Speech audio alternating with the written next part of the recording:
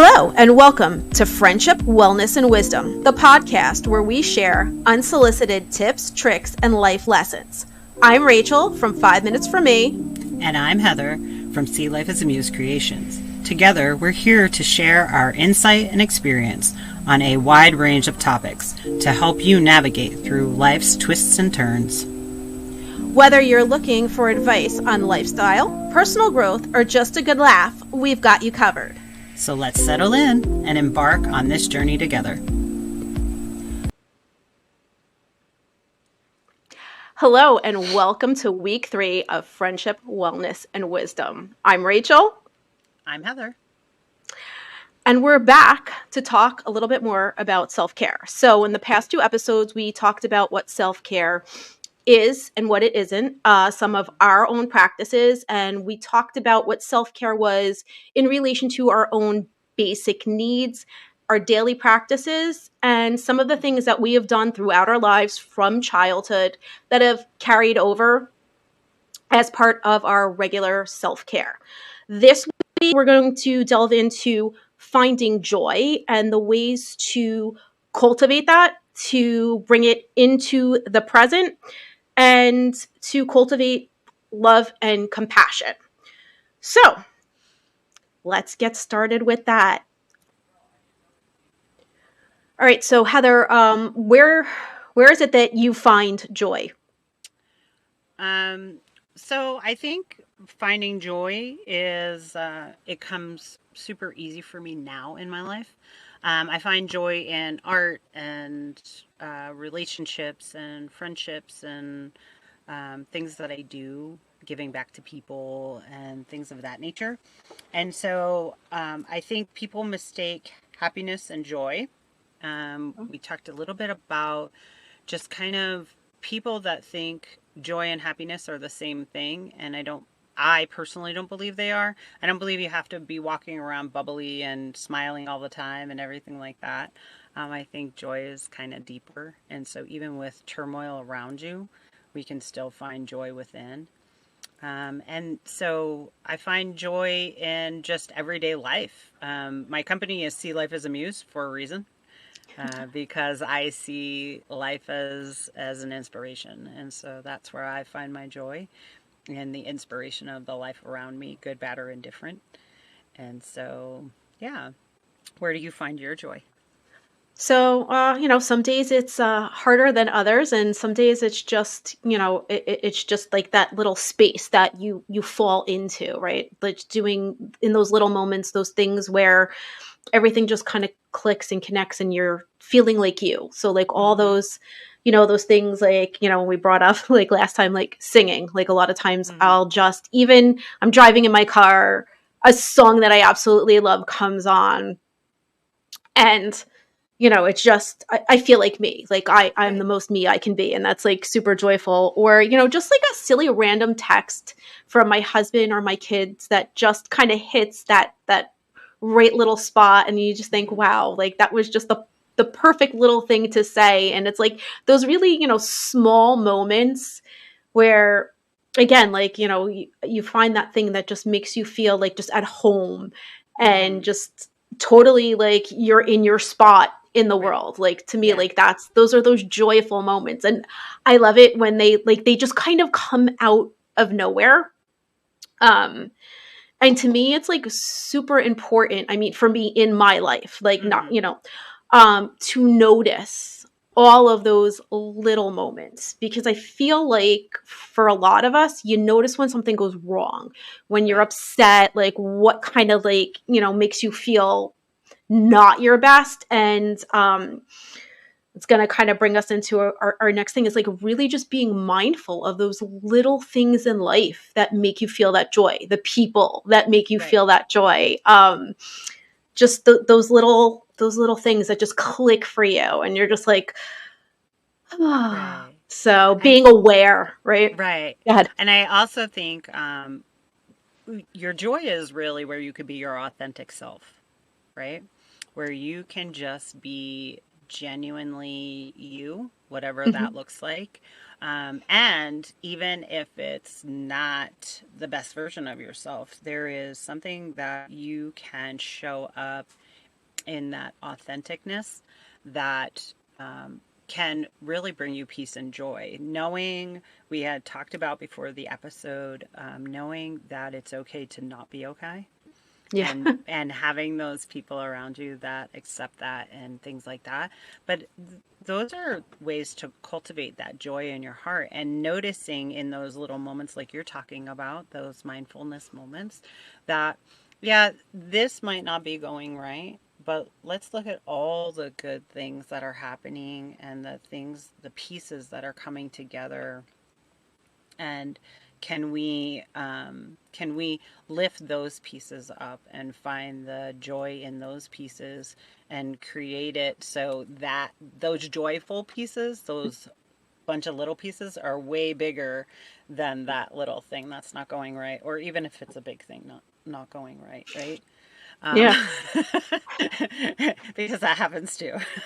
Right. And I um, think it's important too, like when those big things are not going right, that one little grain of sand, that one little spark of hmm this is what's right can kind of bring you back to all of the things that yes, really are going right, because that thing that's going wrong, even though it's like a really big deal right now, right, over the course of time, like there's so many other things that have gone right, that you got through, that you, right, and again, like it's really in that noticing. And I think from that point we're going to go into, so like mindfulness practices, and how we can use those as like self-care, and right, to help to find and to cultivate yes, our joy. yeah. So mindfulness practices, and I know you'll have a lot more to say on this probably than I will. I mean, I do have my own, and really, it could be meditation, it hmm could be exercise like yoga, Right, right, tai chi, qigong, Pilates, like those where you're really connecting like the mind and the body and the right, right, right. breath to do all that stuff. But it can be in those everyday moments. Again, you can eat mindfully, you can do Yes. your work mindfully, you can hmm um, have a conversation and be aware of the exchange. And that's really, it's in the noticing of hmm what you're doing and being present with it that creates that mindfulness. And that mindfulness practice can really just being present hmm in your own life Right, more often, without without a larger practice. Even it's literally right. just, it can be noticing and being present within your own life. So Yeah, and to piggyback that, like for the reality of mindfulness, it's the engagement, right? It's being engaged with what you're doing, whatever that is. Like having that engagement of what you're doing, as simple as taking a shower, right? You can be in the shower and have a wonderful mindfulness practice in the shower just by the temperature of the water, how good the shampoo smells, yeah. how clean you feel after working out, and things like that. So um, I practice. I call it gratitude. Hmm. Gratitude practice or whatever. But I am so grateful of every moment, even bad moments. I just had this conversation with a friend that um, all my life trials and tribulations, good, bad, and indifferent, led me up to us sitting here today, right? And I have to honor and appreciate and love, truly, passionately love where I came from, whether it Hmm. was good, bad, or indifferent, because it got me to sitting with you having this conversation. And Fair. so, Sometimes, oh sorry, go ahead. no, go ahead. Right. So I was going to say, like, in that though, the difficult part with that is as those rough things are happening, hmm how many of us really stop and go, okay, this is a teachable moment. Like, Right. what am I learning here? And being and presently being like, okay, right now I really think that this sucks. Yes. Um, how can I, like, how can I be present in this, be aware, and make it a Right. part of my, so that when you can look back on it, you are like, oh, okay, yeah, I got this from this. Yes. Because that doesn't, I mean, that doesn't really, I don't do that very well. Like, Yeah. every once in a while I'll catch myself, but not always. And it's kind of funny because I I I didn't do it forever, right? I didn't do it Hmm. forever because these are skills that these we talked about tools in the last episode. These are tools that you gain, right, throughout life. And when you live life mindfully, when you live life present, right? That cultivates your joy, that cultivates your self-care, that cultivates all these things. And so when you are dealing with just as little as this. Me and my husband leave. This is just a hypothetical. Me and my husband leave, right? We Hmm. forget something. We're driving down the road. We're 15 minutes out. We forget something. We're like, dang, damn it. We got to go back to the house, right? We go back to the house. We pick up whatever we left, and then we head back out on the road, right? We head back out on the road. We're on our route. Huge accident had happened. A Right. huge And accident had happened, right? And now we're rerouted to something else. First of all, we have to be like, oh my God, we could have been involved in that, that, yeah. right? So knowing that, yes, we were inconvenienced, but the reality is, oh my God, these people that had been involved in that, the tragedy of that. Then we realize, oh, on the route that we have to take, we discover something totally new, a new route, a new Yeah. experience, a new whatever.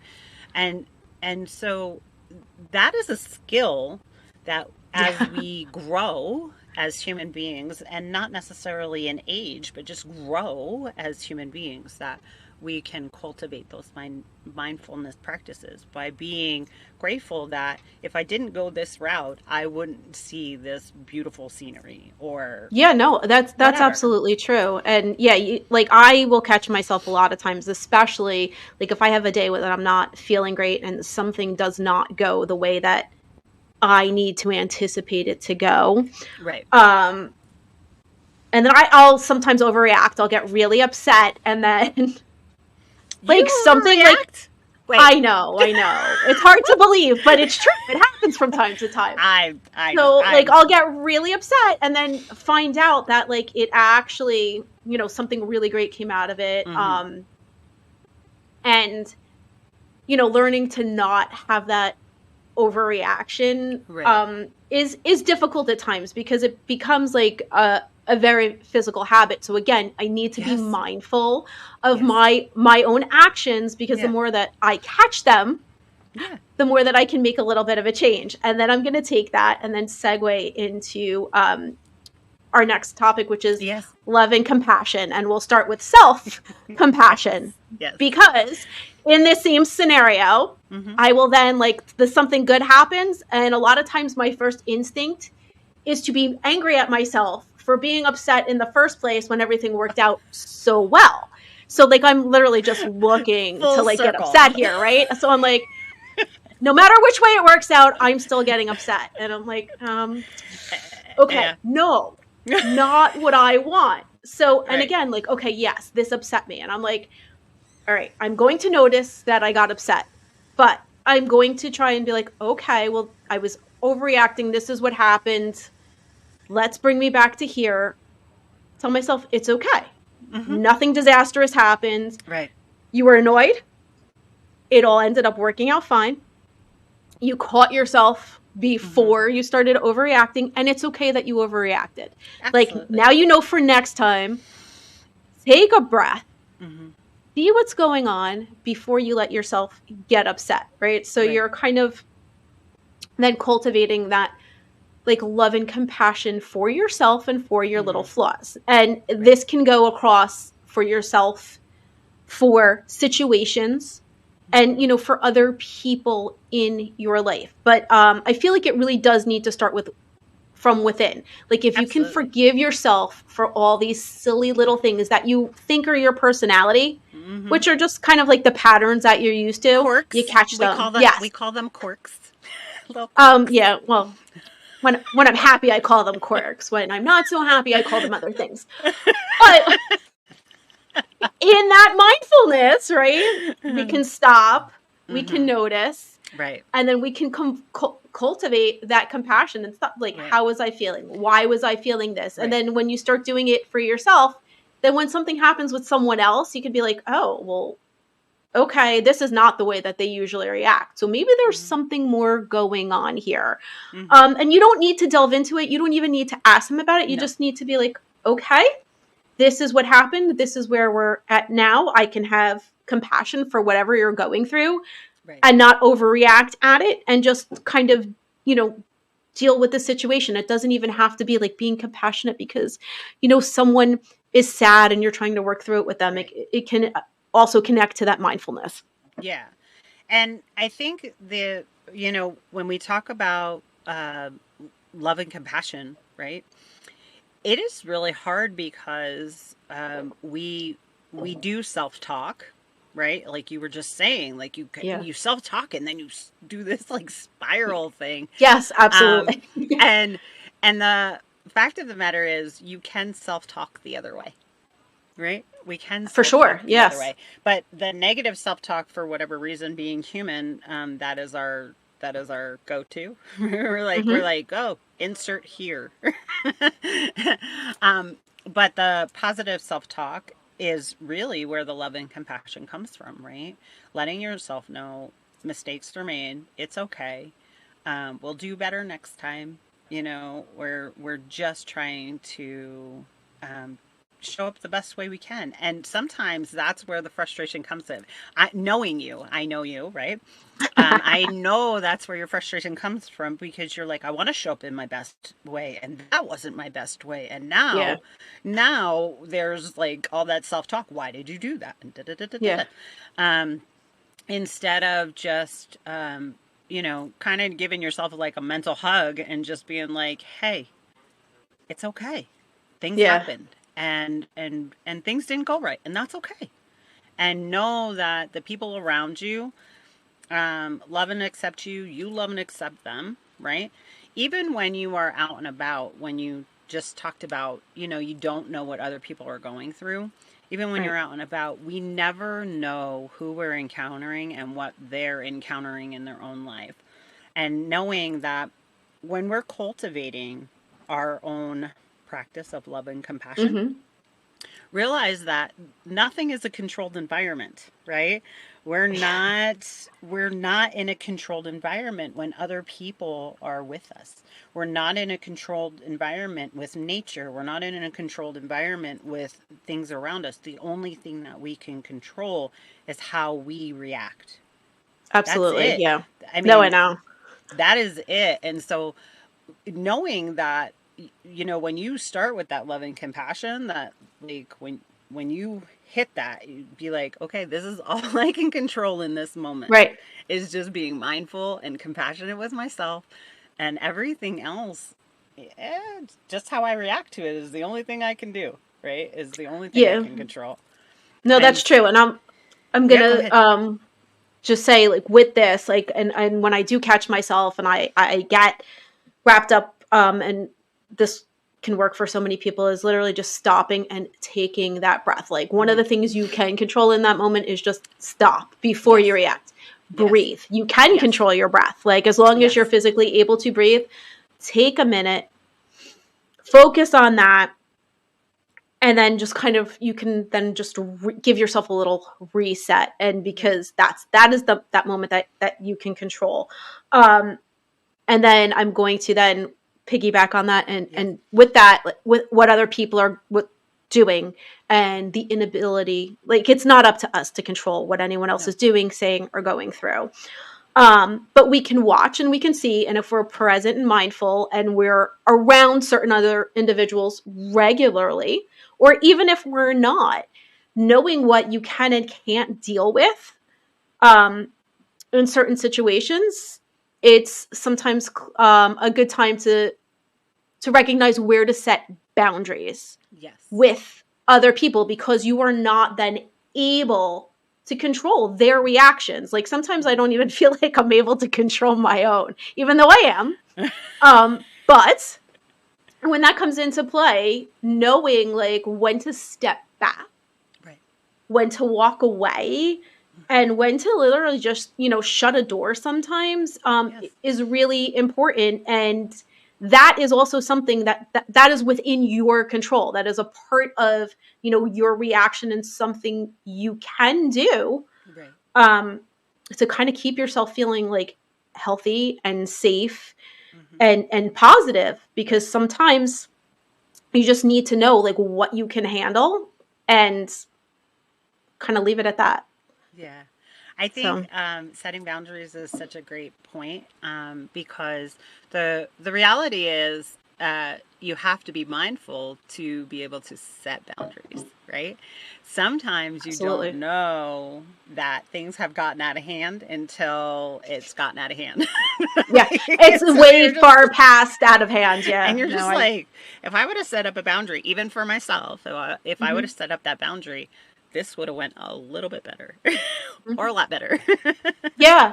No, absolutely. I mean, there are times where, what you're sometimes though you do know. You know where your line is. And I Hmm. know with certain people, like we all have those relationships in our life where this is a relationship that's going to go on for forever because of Hmm. whatever ties there are there. This person likes to push this one boundary. And every time you allow that boundary to be pushed, like that's on you. You're noticing, what you can and can't handle. So it may be difficult to be mindful of how to do that best to keep that relationship healthy, Right. but you need to notice that you need a boundary there, and Hmm. then to kind of work to find a way to Hmm. establish it, and when to just stop things and shut things down if the other person is not fully understanding, even if you flat out said like can't deal Hmm. with this, to make that known. And sometimes you have to get drastic and just um, but it's healthy to recognize these places and to Hmm. try to, set up be aware of what you need, and Hmm. voice that, and try to establish what your boundaries are with the people that you're interacting with on a regular basis. Right. I personally believe that if I verbalize this as well. When I set a boundary, when I make a verbal boundary setting, when people get upset, I always have to remind them, um, um, gentle reminder, that I would not have to set a boundary if you would respect a boundary, right?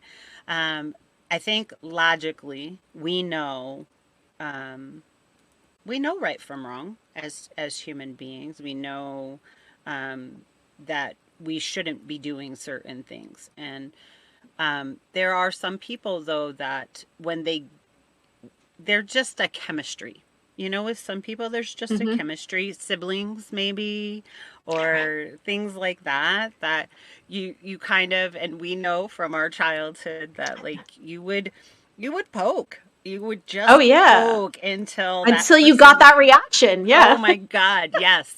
And as children, you don't have the toolbox, the mental maturity, the emotional development to be like, oh, they're just pushing my buttons and A we're lot gonna of remove. times as an adult as well.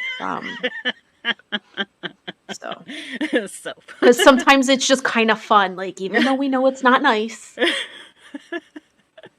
so I think the thing is with all of the things, all the topics that we just talked about, being mindful, cultivating joy, setting boundaries, and just being aware of how we act and react and things like that.